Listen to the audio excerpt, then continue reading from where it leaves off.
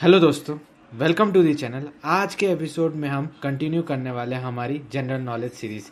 ये third part है series का, तो बिना किसी देरी के चलिए आगे बढ़ते हैं।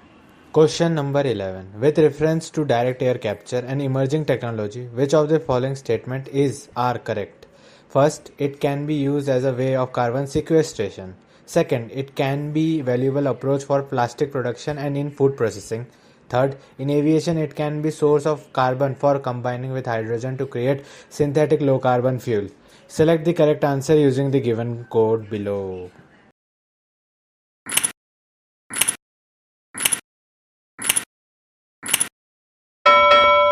Correct answer is C. Statement 1, 2 and 3 are correct.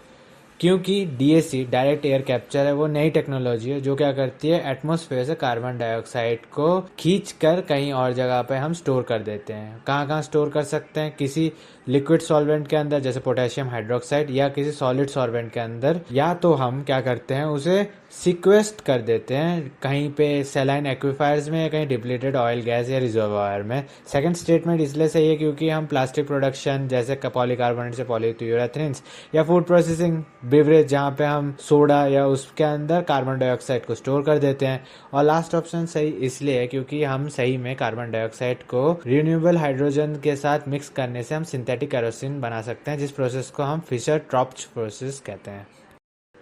Question number 12. Who among the following rulers in ancient India had assumed the title of Matavilasa, Vichitrachita and Gunabhara?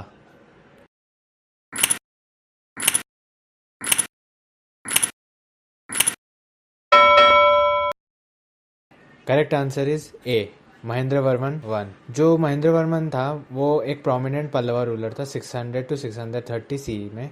Commonly उसे हम नोन करते हैं for is literacy talent and उसके artistic inclination के कारण से। जो main title उसने अज्यूम किए थे, माता विलासा, विचित्र चिता एंड गुना सम्रा, वो टाइटल्स थे जो उसके scholar, playwright and patron of art and culture को नोट करते थे। वो ऐसा फिराजा था जो फेमस हुआ था टेम्पल बिल्डिंग एक्टिविटीज़ के लिए, सच एज जो रॉक कट टेम्पल्स है महाबलीपुरम में। Question number 13. Fayan Faxian, the Chinese pilgrim, traveled to India during the reign of.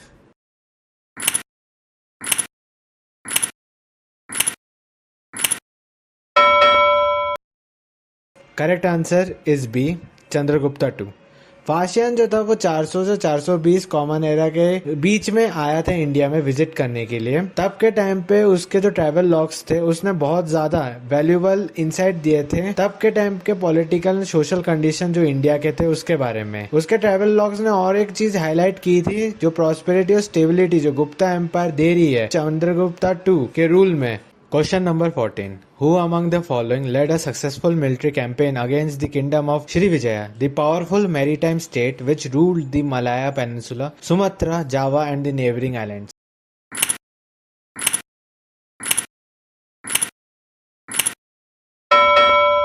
Correct answer is C, Rajendra one Chola dynasty. Option A, B and D गलत इसलिए क्योंकि जो अमोघ्य वर्षा one था वो एक राष्ट्रकूट रूलर था जो कि नोन ही था कल्चरल पैट्रोनेज के लिए, ना कि कोई नेवल एक्सपेंडिशन के लिए।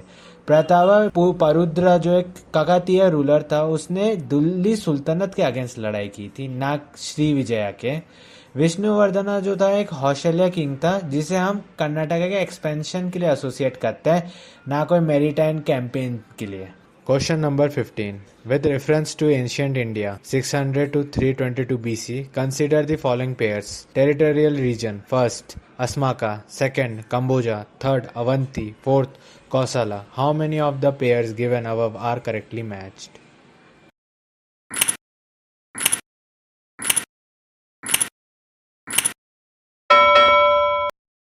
Correct answer is B, only two. जो दो ऑप्शन गलत है वो है कंबोज विपास एंड अवंती महानदी। कंबोज जो है वो अफगानिस्तान में है और जो विपास नदी है वो अब मॉडर्न टाइम में हम उसे बियास नदी कहते हैं जो कि पंजाब में है, तो ये पॉसिबल ही नहीं है। अवंती जो है वो 16 महाजनपदास जो लोकेटेड है वेस्टर्न मध्य प्रदेश में, जिसका कैपिटल उज्जैन था या Mahishmati.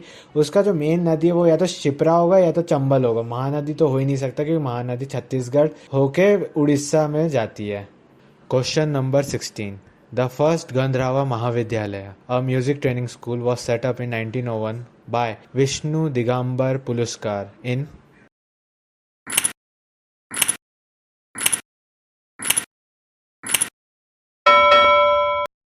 Correct answer is D, Lahore.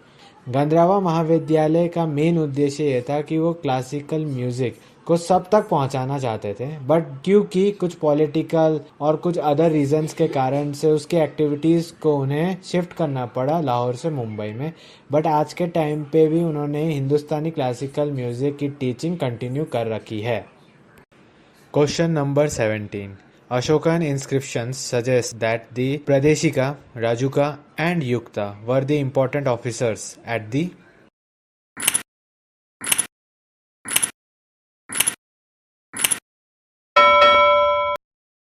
Correct answer is B, district level administration. तो ये युक्तास, राजुकास एंड प्रदेशिकास होते क्या हैं? ये होते हैं डिस्ट्रिक्ट लेवल एडमिनिस्ट्रेशन। युक्तास जो होते हैं वो होते हैं सबऑर्डिनेट ऑफिशियल्स, राजुकास जो होते हैं वो रूरल एडमिनिस्ट्रेटर होते हैं और प्रदेशिकास होते हैं हेड ऑफ द डिस्ट्रिक्ट। ये इनकी पोजीशंस हैं। प्रदेशिका का मेन काम क्या है? ओवरसी करना डिस्ट्रिक्ट और प्रोविंस का। राजुका का काम क्या है? चीफ रेवेन्यू ऑफिसर या डिस्ट्रिक्ट ऑफिसर जो कि लैंड रेवेन्यू या एग्रीकल्चर रेवेन्यू या एडमिनिस्ट्रेशन का काम करते हैं। और युक्तास राजुकास के अंडर काम करते हैं।